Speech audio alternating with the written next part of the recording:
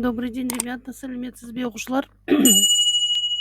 Үшінші сынып орыс тілі сабақ номер 55. Третий класс, урок русского языка, урок номер 55. Растение, спутник Солнца.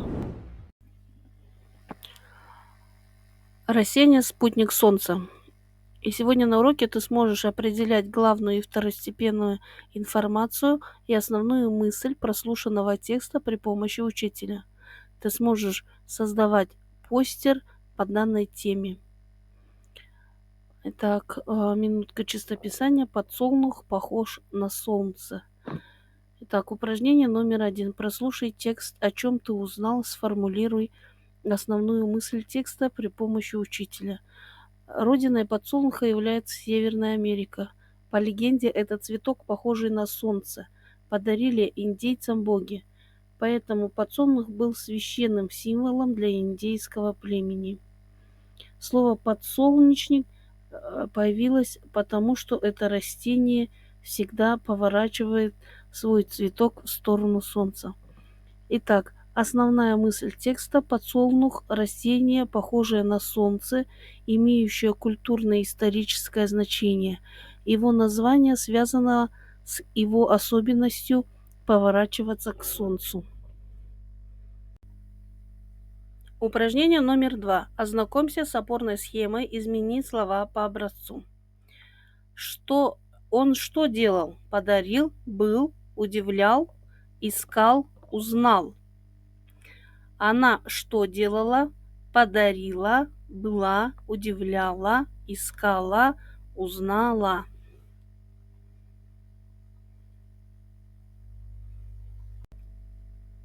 Упражнение номер 3. Рассмотри картину художника Ван Гога «Подсолнухи». К какому виду живописи относится картина? Это пейзаж или натюрморт?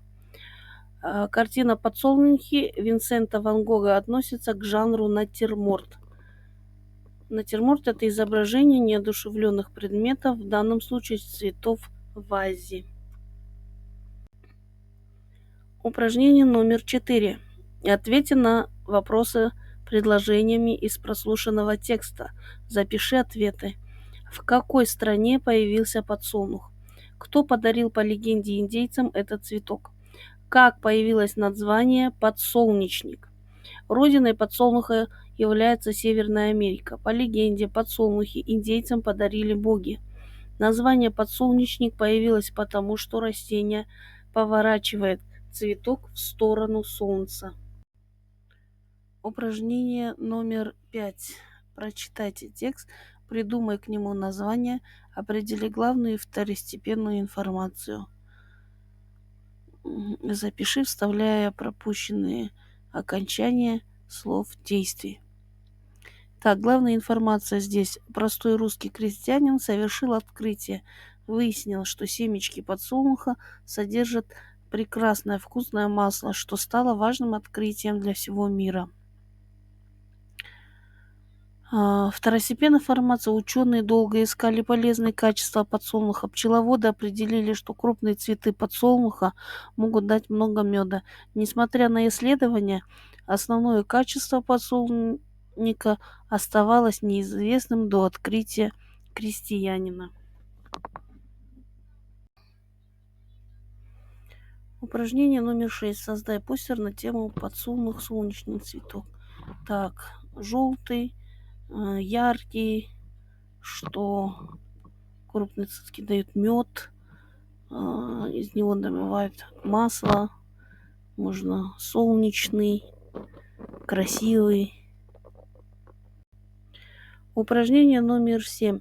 Запиши, вставь пропущенные окончания слов признаков и слов действий. Подсолнух имеет полезные свойства. Подсолнечное масло самое распространенное в мире. Подсолнух служит человеку украшением на местности. Даже в облачную погоду листья подсолнуха показывают, где находится солнце.